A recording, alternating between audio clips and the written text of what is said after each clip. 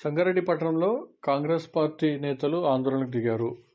కేంద్రం ఇటీవల ప్రవేశపెట్టిన బడ్జెట్లో తెలంగాణ రాష్ట్రానికి మొండి చేయి చూపారని, బడ్జెట్ కేటాయింపుల్లో తెలంగాణ రాష్ట్రానికి తీవ్ర అన్యాయం జరిగిందని నిరసన చేపట్టారు. ఈ సందర్భంగా మోదీ ఫోటోను దహనం చేశారు. ఈ కార్యక్రమంలో నారాయణఖేడ్ ఎమ్మెల్యే డాక్టర్ సంజీవ్ రెడ్డి, జిల్లా కాంగ్రెస్ అధ్యక్షురాలు, తెలంగాణ పరిశ్రమల మౌలిక వసతుల కల్పన చైర్పర్సన్ నిర్మలా జగ్గారెడ్డి, కాంగ్రెస్ నేతలు పాల్గొన్నారు.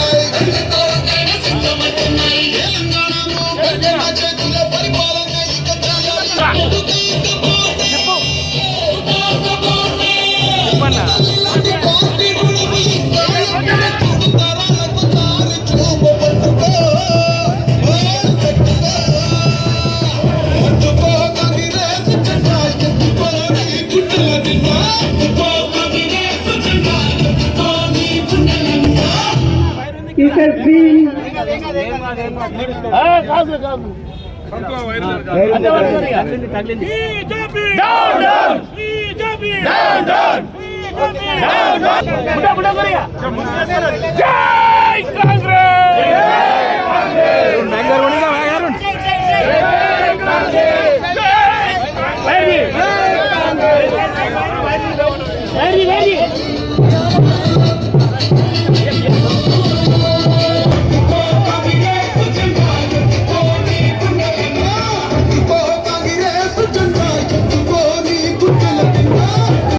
ఊరుకోవద్దనే మన కాంగ్రెస్ ప్రభుత్వం ఆదేశాలు జరిగింది.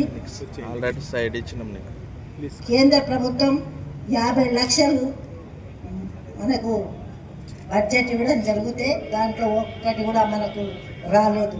తెలంగాణ ప్రభుత్వంలో 8 మంది ఎంపీలు గెలిస్తే అందులో 2 కేంద్ర మంత్రులు అయి కూడా తెలంగాణకు మరి ఏమీ చేయలేదంటే వాళ్ళు రాజకీయంగా మరి వాళ్ళు పనికిరాదని అనిపిస్తుంది. ఎందుకంటే మనము ఆశలు పెట్టుకున్నాం, ఇంతమంది గెలిచిండ్రు, మన కోసం తెలంగాణ కోసం కొట్లాడి నిధులు తెస్తారంటే మరి అడగలేదు అంటే నిజంగా వాళ్ళు రాజకీయంగా వాళ్ళకు ఇది లేదు, వాళ్ళకు మరి మనసు రాలేదా, కావాలని చేస్తుందనేది ప్రజలు గమనిస్తున్నారు.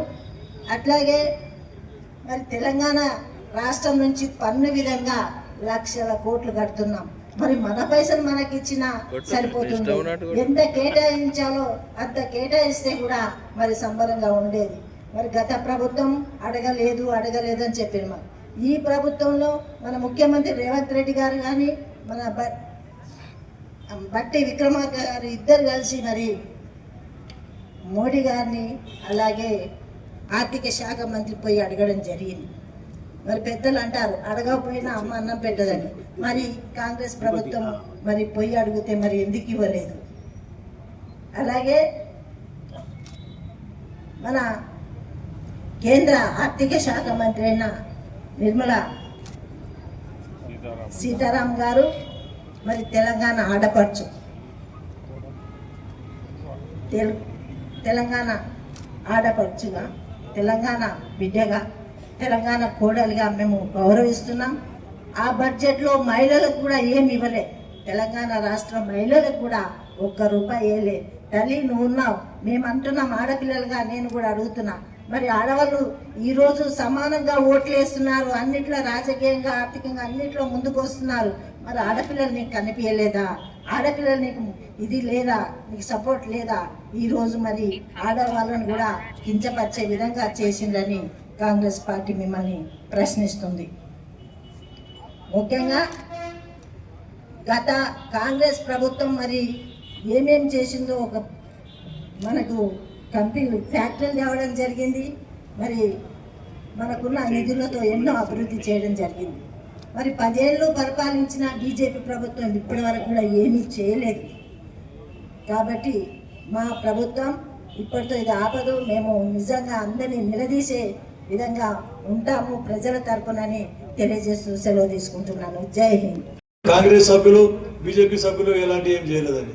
అయ్యా మీరు ఒకటే, బీజేపీ మీరు ఒకటే.